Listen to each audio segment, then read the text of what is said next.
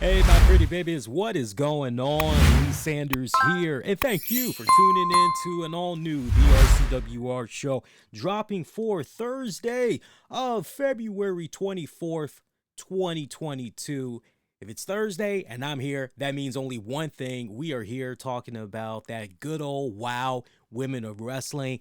As this go round, we are up to episode 25. And just think, we only have at this point a handful more of episodes to go. To be exact, we only have 7 more episodes to go in these lost episodes, these episodes that have never aired before, so they are brand new. And then we're pretty much gonna be done until this fall when WoW Women of Wrestling officially comes back with a brand new season, brand new WoW superheroes, new story arcs, new rivalries. Are you guys excited? Are you pumped? I know I definitely am. And of course, as it gets nearer to the WoW Women of Wrestling's new season, rest assured, we're definitely going to be making it our business to reach back out to the kind folks over there at Women of Wrestling and see who we can have come on by, talk all things WoW.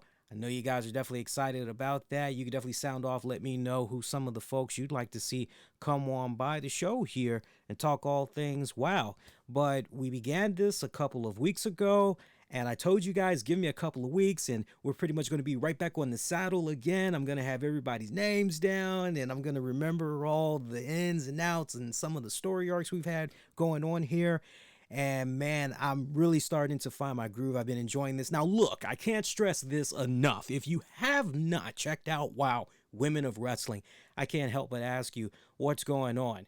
Especially if you are the type of wrestling fan you like putting in a little bit more variety into your repertoire, and you happen to be a supporter of women's wrestling, you definitely need to be checking it out. WoW Women of Wrestling. And the best part about checking it out right now, it's free.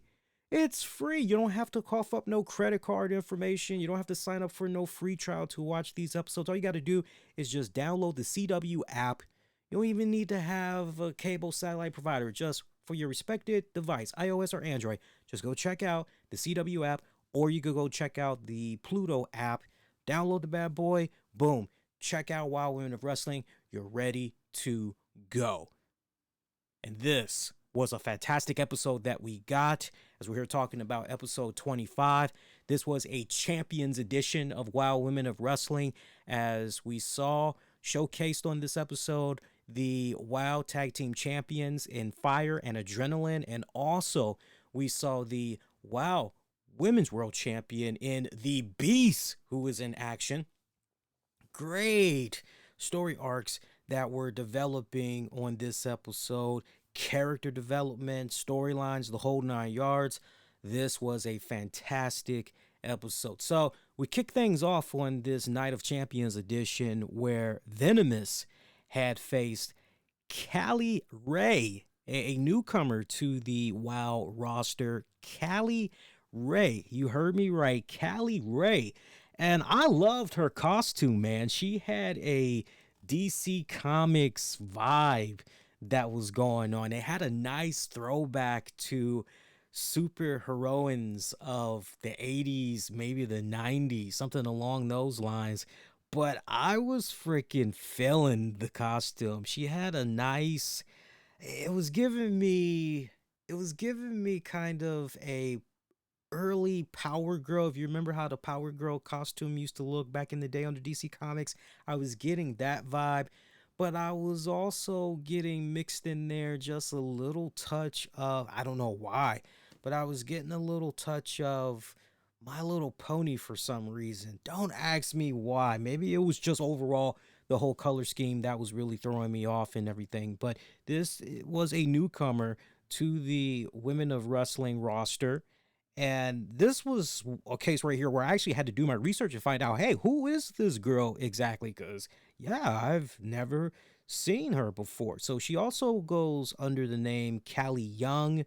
She's also been under Callie Collins, Callie Boo, and she's 26 years of age. She's from Louisville, Kentucky. She was trained by Ohio Valley Wrestling. She made her debut in 2016.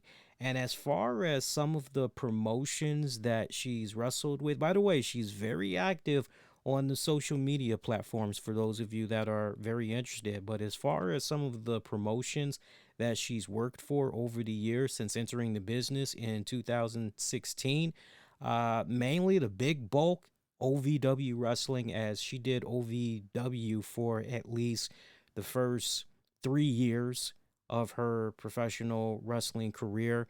And then she made the transition to doing a handful of matches for WOW. And we're seeing some of it play out right now. So we're definitely going to be seeing her again in a couple of more matches during these lost episodes of WOW Women of Wrestling. But after she was done doing a few episodes, some tapings there for WOW Women of Wrestling, she went back to OVW. So that pretty much dominated since her debut in the wrestling industry, pretty much took her all the way through 2020. Basically, the last time she did some work, it was actually for a Impact Wrestling OVW Outbreak Dark event where she had faced Ray Lynn. And then shortly after that, she had another dark match where it was a Impact Wrestling OVW Sacrifice 2020 event, it looks like, in Louisville, Kentucky, where she had faced Max the Impaler. And that pretty much is all she wrote. She pretty much has been inactive since 2020 by all accounts. I did a little bit of cross-referencing, and I've seen just a little bit, didn't do too much digging around, but the little bit that I saw of her social media feed on her Twitter, it looks as though she hasn't been appearing for any other promotions. And if I have any of that information wrong, I definitely would encourage you fans out there, because I love when I hear from you guys, especially those of you that have a deeper wrestling knowledge or you frequent, many events and all that. Sometimes you guys will hit me up and say, no, hey, actually, blah, blah, blah, had went down, and I'll definitely make sure that I have the most up-to-date and accurate information that we could pass along to folks and everything. But yeah, 2020, that pretty much was the last time that Callie Ray had did some stuff there. So hopefully she'll be back on the saddle again in the very near future. But I have to say, I did like what I was seeing of this young up-and-comer, although a mighty hefty task that was ahead of her, as she's facing a new WOW-comer in Venomous. And we had just seen Venomous, what was it, guys? About 2 episodes ago, at least, we were talking about Venomous, and Venomous made pretty quick work of one Callie Ray. Although I did like the sweet spot that we saw where Callie Ray was actually, because she's from California and everything. So you get it, Callie Ray, right? California and everything. WOW's pretty much in California, right? So it all makes sense. But I love the spot where Callie Ray had actually got on the back of Venomous, and she pretty much was riding on her back like it was a surfboard. And I appreciate the hell out of Venomous selling it, and just she's hitting certain nerves in the spine. I like that Venomous was selling it, but eventually she shook Callie Ray off of her back, and that pretty much was all she wrote after that. Venom in the veins, little finisher where she gets the opponent off of the ropes, and it's pretty much, if you will, a spinning, man, it kind of seems like a spinning DDT almost, if you will, maybe like a spinning suplex kind of from off the ropes, and that pretty much was all she wrote. So this was over before it really had began, honestly, right? Short, sweet, straight to the point. Post-match, Venomous, I felt as though she was talking about the fact that she can't stand being at Chipotle, if you will, because all of a sudden she started going through all of my favorite food groups in her promo. She said, basically, hey, yo, I'm tired of the rice. I'm tired of the potatoes. I'm tired of the veggies. Lord, well, then give it to me, girl, because brother hungry, and I'm trying to eat a little bit more healthier and everything. I don't mind the rice, I don't mind the beans, I don't mind the potatoes, I don't mind the veggies. More carrots, please, because it's good for your eyesight and everything. But Venomous basically said, yo, stop giving me small fries, Give me meat. I came here for meat. Give me what I want. Doing a little Dave Bautista there. Give me what I want. And we already know what she wants. She wants the Tessa Blanchards. She wants the Serpentines. She wants the Jungle Girls. Ultimately, she wants the Beast. She wants the biggest dog of them all, the Wild Champion. She wants the Beast.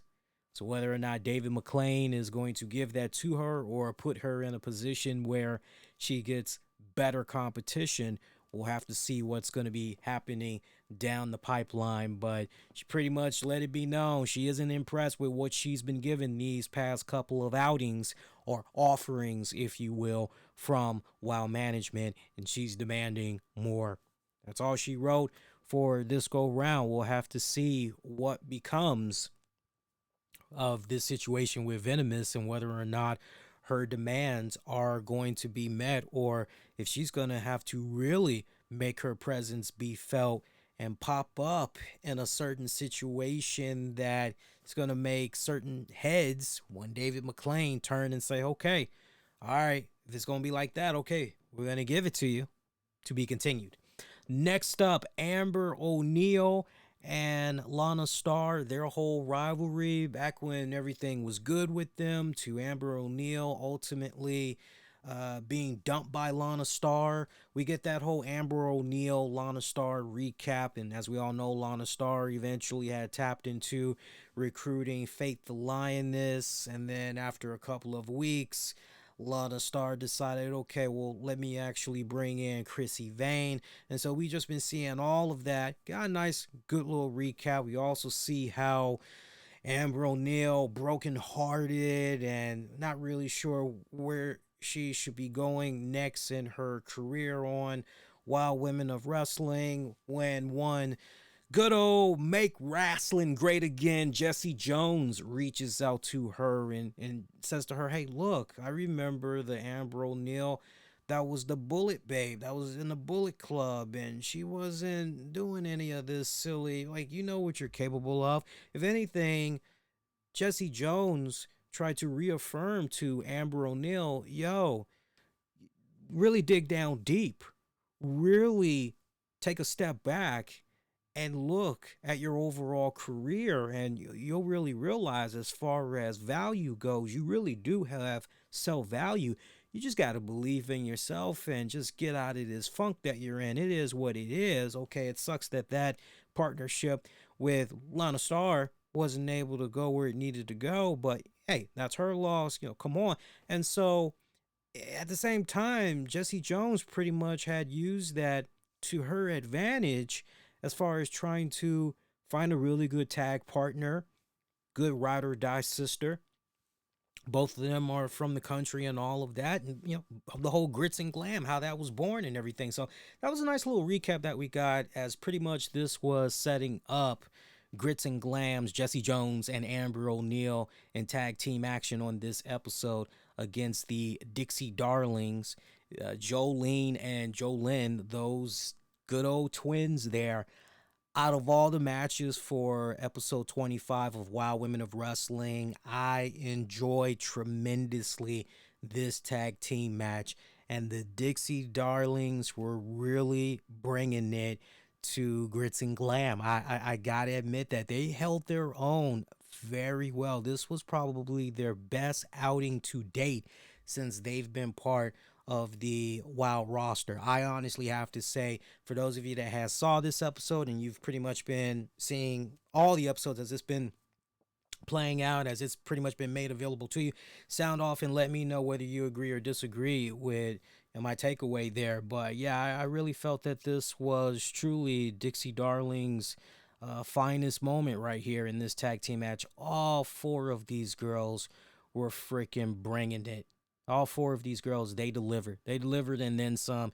And this one was very, very impressed. Look, it was pretty obvious who was okay. This is how we're doing it. Really setting the tone and getting everybody nice and warmed up. Making sure everybody was okay. You know what you're doing. And pretty much it was all on Amber O'Neal and Jessie Jones. That was pretty obvious. But all of them were playing great music together in the ring on this episode. So, closing moments of this one, a couple of times throughout the match, we saw that Amber O'Neal, doing a lot of showboating. She was feeling her swag. It came off as if she was trying to tap into the Amber O'Neal of old that was paired up particularly with Lana Starr. And we could see that Jessie Jones, she kind of wasn't really feeling it, but she was tolerating it for the simple fact, okay, we got the one up here on these girls, and ultimately that's all that matters, right? But you know that, wait a minute, maybe that's not really such a good idea. Anytime you got Jessie Jones, that's kind of, you reading her body language and all that, she's pretty hungry. She's very focused, laser focused at that. She's trying to get in here, make a point, trying to get these W's to add up so they could maybe get in a really good position where they can face the Wild Tag Champions, right? So you kind of understand that mindset. And a couple of times here during this match, Amber O'Neal was in a very delicate situation where it was looking as though she was going to cost her team the match and everything. But when it counted the most, not so fast, able to get in a hot tag to Jessie Jones. Jessie Jones coming in there and pretty much doing damage control, doing a little bit of cleanup and everything. But closing moments of this matchup, Amber O'Neal was the legal woman, and I don't recall offhand which twin she did it on, so you guys got to forgive me, but she did the X Factor on one of the Dixie twins. And at that point, somehow the referee got distracted. I'm trying to remember exactly how the referee got distracted, but when she did the X Factor, Amber O'Neal that is, when she did the X Factor, and she went in for the cover, it was basically 1, 2, that twin kicked out. It's coming back to me now. That twin had kicked out.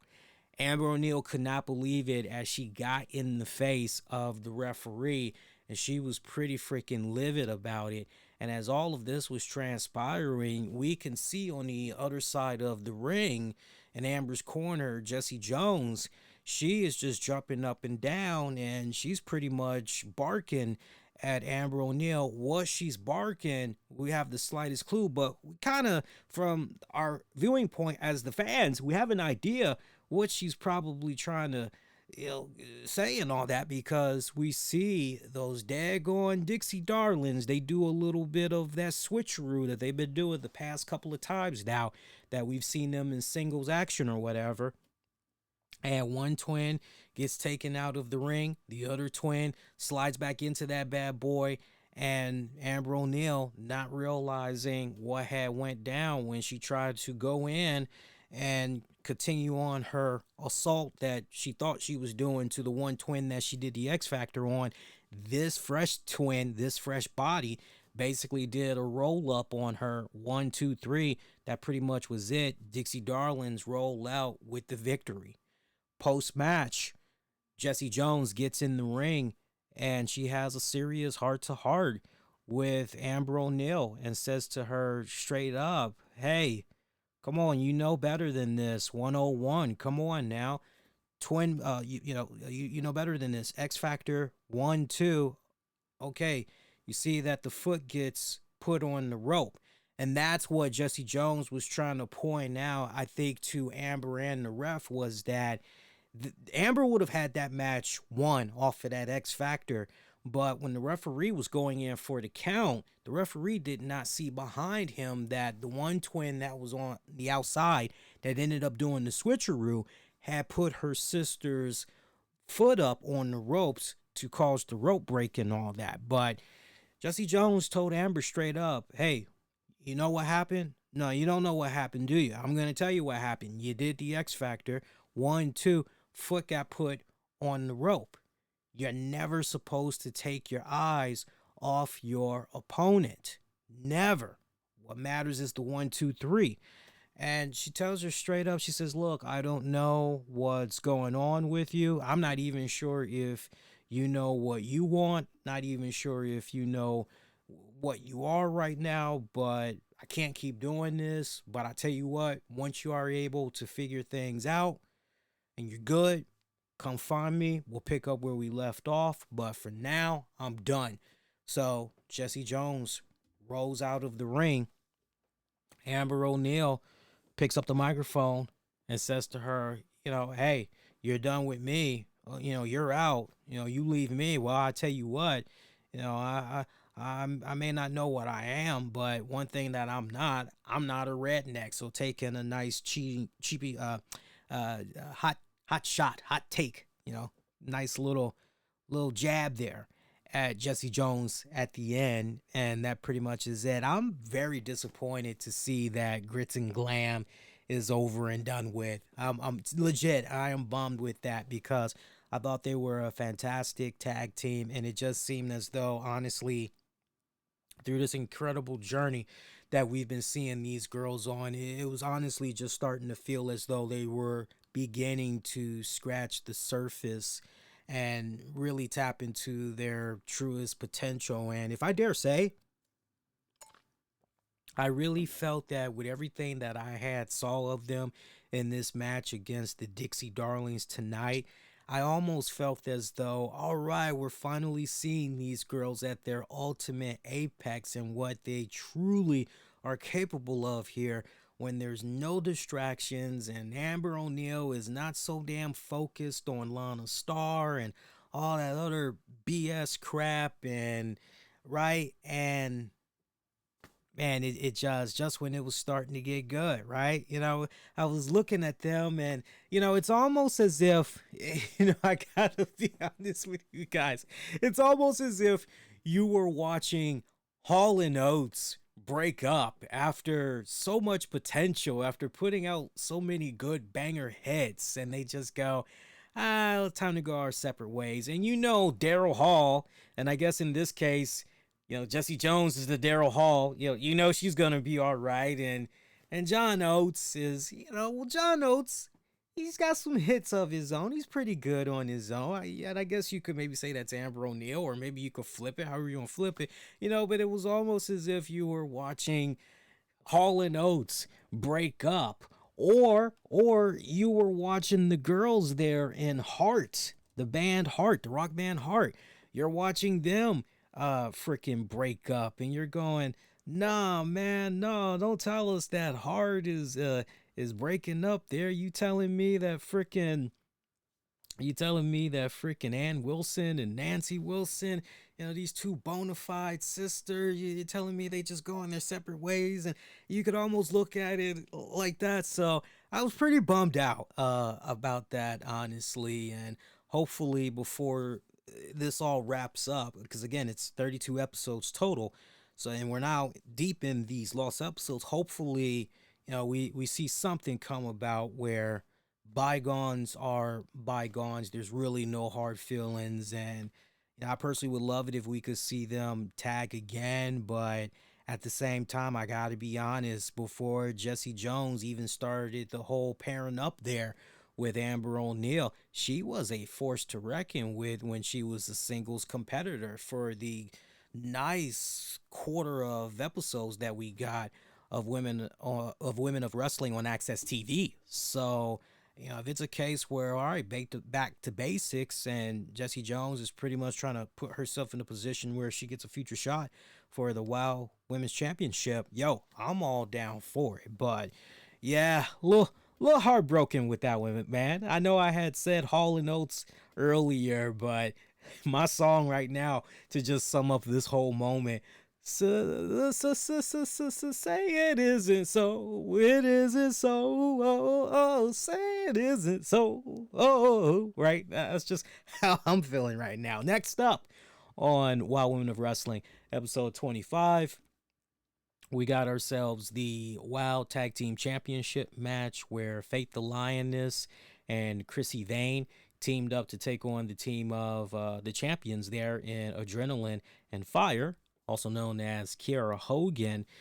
Nice little back and forth. I actually wish that this tag match would have been a little bit longer. I was expected to go a little bit longer. I kind of felt just a little bit cheated, just a little tiny bit cheated here, because I was really expecting this to go, kind of lengthy. I was expecting this to be at least, because I'm just thinking about at this point, once we got to this match, which was the third match, it got a little bit more time.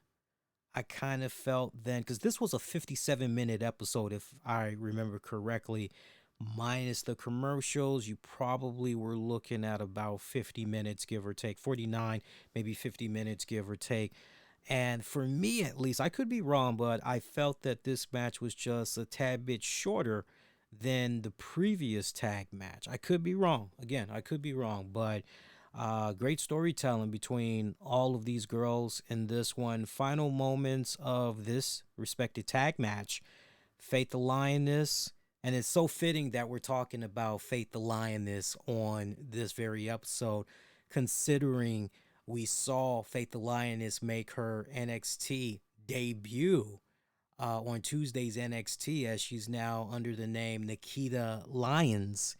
I'll show you guys some pictures in a hot minute after we get done talking about this matchup. But in the final moments of this one, we saw Faith the Lioness go into a corner, and she was trying to do a little bit of pep talk with her tag partner, Chrissy Vane. But somehow, during all of this commotion, I'm not really sure what was going on with the referee particular here, but we saw Lana Starr pass a mirror, and we know what Lana Starr can do with a mirror. We have seen her too many times with that damn mirror, some form of a mirror, and she's just cracking people over the dome with that joint.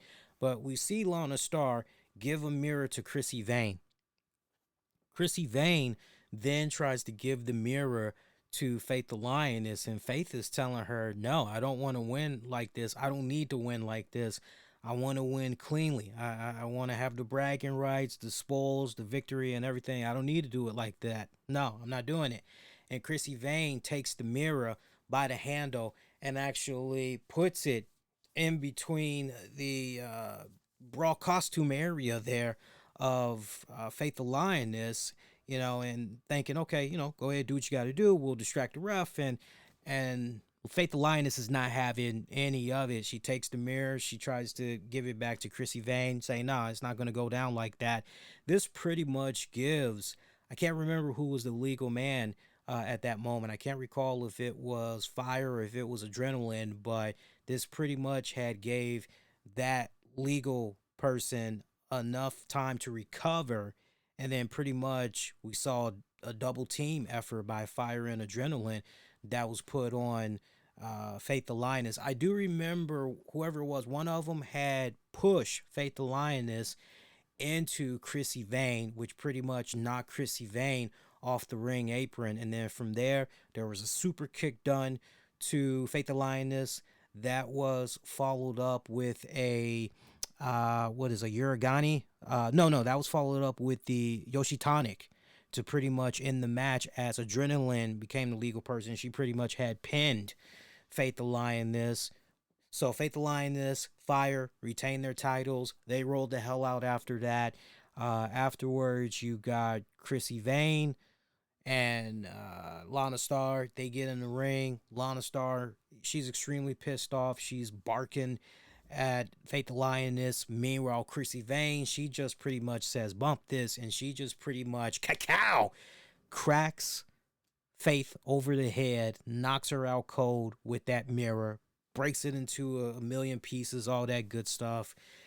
Mirror breaking in half. Officials had to come out and take control of the situation. They had to help Faith the Lioness to the back, and it pretty much ended like that. So as far as an update, we'll pretty much get that, I would assume, on the very next episode. But all things considered, and also the fact that Amber O'Neil still hasn't quite extracted the revenge, the necessary revenge that she needs to get on Lana Starr, you can't help but wonder, is it possible, is it even remotely possible that, so obviously Lana Starr, she's done. She's officially done with Faith the Lioness. That's it. She is now fully invested in her girl, Chrissy Vane. And we saw these seeds being planted in previous episodes, so we knew this was coming. But now the question becomes, okay, you got Faith the Lioness that has been burned by Lana Starr and Chrissy Vane. Obviously, she's going to want retribution. Does this maybe become a case right here where kindred spirits align for a very worthy cause, and we see maybe Amber O'Neal pair up with Faith the Lioness to stick it to Chrissy Vane and Lana Starr, getting that good sweet revenge before. I'm not saying it would be a ongoing tag team. I don't think that is necessarily what's going to be happening here. I don't see that happening at all, because one could make the argument, well, shit, why not just stay with Jesse Jones and do the whole grits and glam? Why not pretty much do all that?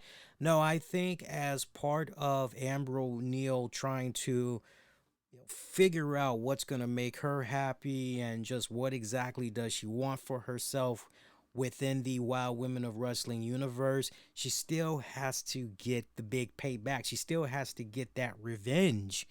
And I don't really think she's going to be able, as we've seen in previous episodes, she is still pretty infatuated. She is still very hurt by what Lana Starr had did to her. And until she's in that position where, all right, I got my revenge, I'm made whole, I really made sure that I was able to stick it to Lana Starr and really make her see that it was a big mistake what she did to me, yada, yada, yada. So I wouldn't be surprised if in the very near future, if maybe down the pipeline there, Faith the Lioness and Amber O'Neal join forces to stick it to Chrissy Vane and Lana Starr. We'll see how everything pans out with that. Now, speaking of Faith the Lioness, I've told you guys off and on the other shows that we do, we on a week-to-week basis here on our Monday and Wednesday shows. I told you guys that Faith the Lioness, she had signed a WWE developmental deal a while back, and she's been doing pretty good over there. I even told you guys how she did a couple of, I believe, 205 matches and everything. And a couple of weeks ago, hey, they've been doing the vignettes for her. She's going to be coming to NXT, blah, blah, blah, blah, blah. And she finally had made her debut on this week's NXT 2.0. So if you haven't checked it out, you definitely need to go out of your way and peep it. Everybody is talking about her on social media, but they're talking about her, I won't say for the wrong reasons, but she is a very talented girl in that ring. But everybody is talking about the thickness. They are talking about how look, I'm not gonna beat around the bush. I'm not gonna lie to you guys. She is definitely a very attractive woman. I've always personally felt that she was an extremely attractive woman, and I've been enjoying her work. And as far as just from a beauty standpoint, from a physical standpoint, yeah, I find her very attractive. Have ever since I first saw her in Women of Wrestling, but she has really matured into her, her adult body and everything, and she's got curves for days. She is thicker than a bowl of oatmeal right now. So I just want to show you guys some of the pictures that's been going on here. Drool alert. I'm letting you guys know right now, because drool alert is coming. So this is some of the stuff that she posts on her social media accounts and everything. So yeah, I know some of you guys are going, I can just hear you all right now. Damn. Okay, I hear you. I can literally hear you guys right now. This was her making her NXT debut this week. Nikita Lyons, badass costume. And here she is. Look, I mean, just look at the way she's pinning her freaking opponent, man. That is just straight up vicious. That is just straight up vicious. How she is pinning her opponent, man. But yeah, you got to check out the social media feeds. Just type in, if you got the Twitter, just type in Twitter and just, man, everybody is just, even women are just, oh my God, Nikita Lyons. Everybody is just, so that's great. That is just freaking great. But no, seriously, as far as the in-ring debut goes on NXT, it was great. I fucking loved it. I ate that shit up. So I'm ecstatic to see her in the WWE universe. I can't wait to see what she's going to be able to continue to do. And I like the fact I like this extra bit of weight that she's put on herself and everything. And I like how she's been cutting these little vignettes leading up to her debut, talking about she knows she's a big girl, but she brings a world of hurt and all that good stuff. And she's still young. She's not even nowhere near 25. I think at this point, I think she might be 23 right about now. So, I mean, she hasn't even, as far as physically, just really hitting her peak and all that. She hasn't even hit that stride yet. So, but yeah, yeah. So if you haven't check that out this week. Holla at your man. Let me know what you thought about her NXT in-ring debut and everything. Now, our main event match of the evening. We saw Temptress, a.k.a. Katie Burchill, a.k.a. Winter, a.k.a. right? I mean, like, so many AKAs that we got going on there, man. Katrina Walters. She was in action against the Beast. This was for the WOW Championship. Dagger was at ringside, as y'all know, where there's Temptress. Dagger is never that far behind and everything. And Dagger tried to make her presence be felt a couple of times, trying to interfere on behalf of her buddy there and Temptress. Referee, a couple of times there for me. When you go past two times you see interference, it's just time to eject somebody, ban them from ringside. And referee never did do that. But man, I just love the way that this was built, because Beast was pretty much no selling the hell for the most part of Temptress offense. I remember at one point Temptress had did she did something where she came off the ropes and she basically was trying to do a hurricanrana on the Beast. And Beast just no-sold the hell out of it. It was the type of no-sell, like, was I supposed to go down right there? Because I wasn't really sure. It was almost kind of like one of those no-sells, or just, get off me. And what was that, a mosquito? Kind of like one of those type of deals.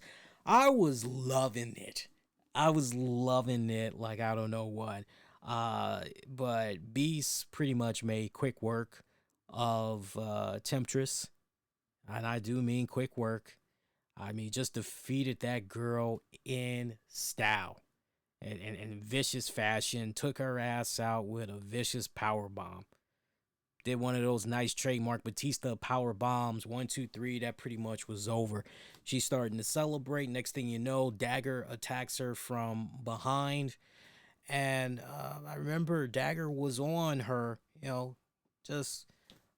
the way Beast just said, okay, just pretty much reached around, grabbed Dagger by the back of her neck, and just pretty much did like a monkey flip, just like that.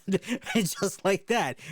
I literally, for our audio listeners, I literally, when I did the monkey flip gesture, I literally took my headphones off and intentionally as it landed in my lap. But she pretty much just flipped her over, forward, made Dagger crash on her back, and she looks at the referee, that Beast, and says, ring the bell. And Beast tells the ref, ring the bell. And the referee's going, you sure? Beast is like, ring the damn bell. So the bell rings again. And apparently this was a second title defense for Beast. And there was a tiny bit of offense. I remember Dagger was able to get in just a tiny little bit of something, but she didn't last that long. This was pretty much over. My God, I'd be surprised if this was even a 60-second match. Seriously, I would be surprised if it was a 60-second match. Beast just pretty much making quick work of Dagger as well. Temptress, nowhere to be found. I'm sure Temptress was probably licking her wounds and just, nowhere to be found. And that pretty much was the end of that whole bad boy.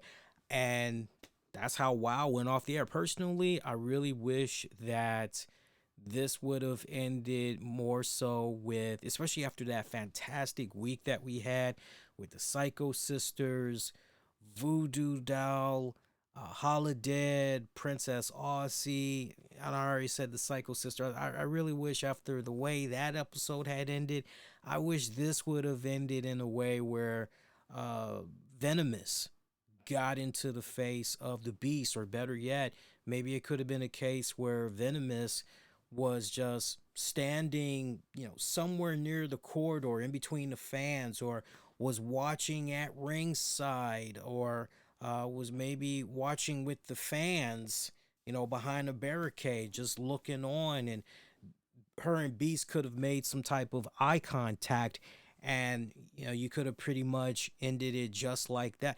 That would have been a nice little nod as well. Quite honestly, I would have been down if it would have ended just like that. But hey, it's all good, because when it's all said and done, Beast has become the hunted. The hunt is on, and Beast is the prey. And so all challenges is coming to her from every single possible angle there. And yeah, she's stepping up to the plate. She's representing, and she's taking on all comers and everything. But for me, I wish it would have ended just like that. And maybe I actually might get my wish with these next couple of episodes, if not the very next episode, in episode 26, maybe for sure episode 27. But I love the way that they're continuing to build the Beast here. Everybody involved in WoW here, they realize the special attraction, the commodity of pure athleticism and sheer power, brute force, and just badass charisma that they have on their hands here with the Beast. And I love how they've been able to continue to build her up, and the smart booking that they've been able to do with her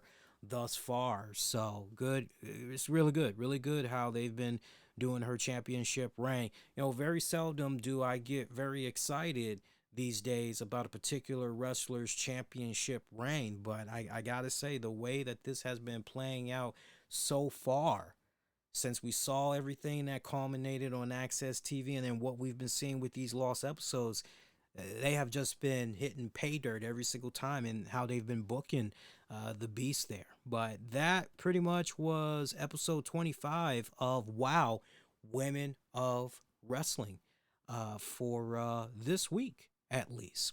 So that is pretty much it. As far as programming notes, that's it. We're probably going to be doing something this weekend. I might most likely be sitting down with the wifey, and we're going to record a new episode of Wrestling with the Topics. If we do decide to record something over the weekend, we're definitely going to be uploading that for our Patreon Familia, most likely. So, if you want to be a supporter of ours, you want to check out some exclusive content, you want to check out episodes that are ad-free, definitely sign up, patreon.com/RCWR Show. But other than that, your next free-for-all edition of the RCWR Show is going to be coming at you guys on Monday night, February 28th, 2022. The final February, the final date, the final February. And that's going to be a fun episode. We'll be on at 11 p.m. Eastern after WWE RAW goes off the air. We'll talk a little bit about WWE RAW Fallout. We'll also talk some AEW Dark. We'll talk about all the very latest in wrestling, entertainment, and beyond, as we've been doing this since 2011. So make sure you tune in for February 28th, 2022, 11 p.m. Eastern. We'll be streaming that episode live on YouTube, Twitter, and Facebook. Use the keywords the RCWR Show. Hey, if you made it up to this point, do me a huge favor if you have not done so already, and make sure you hit that like button. When you do that, you really help supercharge content just like this, and you make it be more accessible, more discoverable for other folks to be able to check out with ease. So do that, and thanks. Also feel free to subscribe as well, so you don't miss out on future content that comes your way multiple times a week on a weekly basis. As Monday, Tuesday, Wednesday, and Thursday these days, we are busy pumping out that content for you guys. Yes, we are. Get at me on Twitter, Facebook, and Instagram. Use the keywords the RCWR Show. For those of you that's been checking out these episodes of Wild Women of Wrestling, make sure you sound off and let me know what you've been thinking about these episodes so far. I'm particularly interested in knowing from some of you guys what you all have been making of these lost episodes that's never aired before. So definitely feel free to sound off when you get a chance. You could let me know by commenting on the video or interacting with me on the social media platforms and letting me know. All right. So that's going to do it. Unless you have other plans, I'm wishing for all of you all to be safe. Most importantly, have a fantastic weekend. And of course, be kind to one another. I will see you guys next go round.